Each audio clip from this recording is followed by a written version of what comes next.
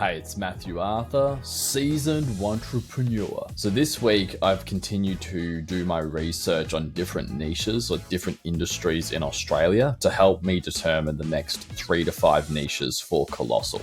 And this is essentially determining a mid to long-term strategy. Doing this research work has been really tedious and really boring. However, I think that boring is where the money is. And don't get me wrong, sometimes as I'm doing all this work, sometimes I'm thinking, is this worth it? Like, should we just pick a niche and go for it? However, when I think about it logically, I think it would be unreasonable to think that by doing all this work and gathering all this information and compiling it so it can be digestible, I think it would be unreasonable to think that with that work, a less good decision will be made, a worse strategic decision will be made. So what I mean by that is it would be unreasonable to think that this work would not result in a much better strategic decision. Now, this had a few reflections on this last week. So as I may have mentioned, I think in the last video, I'm trying to be more strategic in general, be more aggressive in terms of, not aggressive in terms of tactics, but strategy in terms of, scheduling time in my calendar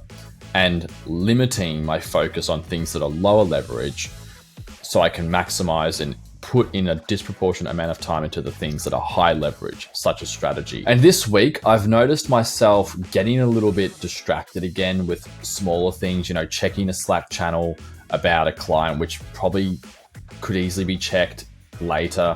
And that is a context switch, which means that distracts and, changes my focus. And maybe if I was doing that better, I might have a lot of this market research stuff already done, or just a lot more done. So that's something that I still need to constantly remind myself. And I think that if I don't get that sorted in the long term, it is going to result in the business not growing. So that's a big thing I need to keep focusing on. For me, I think it's a discipline thing. We have that emotion of, something's come up, I want to resolve it. I want everything to be perfect. I want everything to be resolved as soon as possible.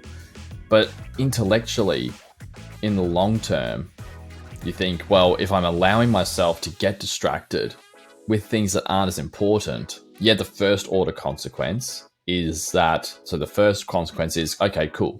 We might resolve this thing for this client or whatever it is sooner. Okay, cool.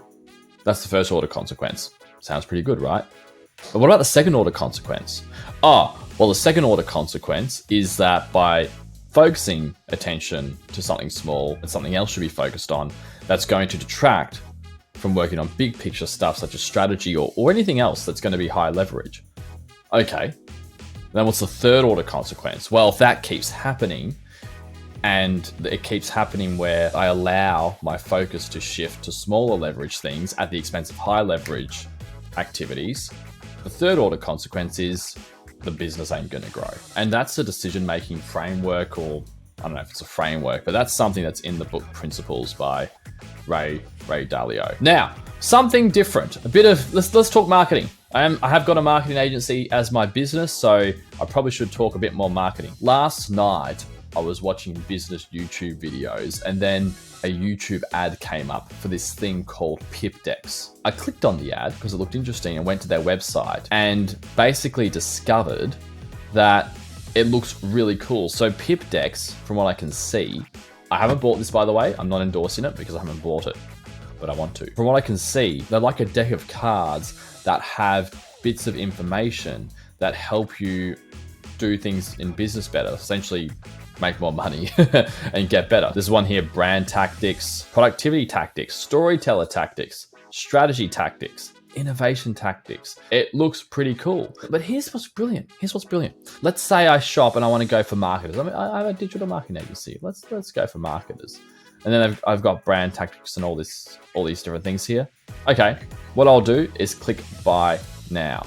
Now what happens, this is just so brilliant, is I could buy the complete package, or I could buy the ultimate collection. And then I think, what's the ultimate collection?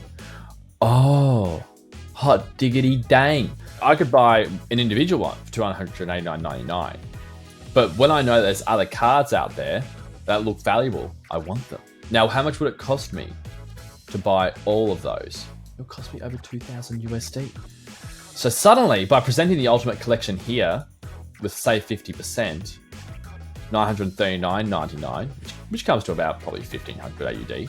Not only do I want it, I need it. And when I was going through this process and realizing how, hey, I want to buy this, I just thought this is a great example of demand generation marketing. So you have demand generation and demand capture. Demand capture is capturing existing demand. As an example, if I say to myself, I need to get a plumber, and I go to Google and there's a Google ad that's basically says plumber near you, that's demand capture marketing because the demand's already there. They did not need to generate any demand.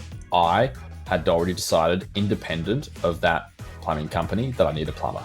So now they're just going, hey, you need a plumber. We know you need a plumber because you put into Google Ads, or we think you need a plumber. So we want to capture you and get your business. That's demand capture. Now, demand generation is when I, as a potential buyer, have no demand for the product. Like, I have not thought about it. I did not know Pip. So in PipDecks case, I did not know PipDecks existed. But the way they advertised and then presented me the website, suddenly when I saw, hey, this looks cool. This looks like this could make me more money. This looks also very interesting. I reckon I could learn stuff from this. This is different. Suddenly, not only do I want it, I feel like I need it. They've generated that demand literally in the space of like 2 minutes. Also, interestingly, I'm pretty sure I've seen the ads at least 2 to 3 times before I clicked on it. So that's another thing. It isn't always just, people see an ad, they just want to buy or get interested. So it needs to warm me up. But as soon as I clicked on it and started looking at the website and then browsing through, I thought I need to buy this. Pretty cool, I thought, from a marketing perspective of how they've done that. They've got their pricing in such a way that if you're like me, you just think, I want to buy the ultimate. I want to pay for the most expensive product because that gives me everything, which I think is also brilliant. Okay, bye.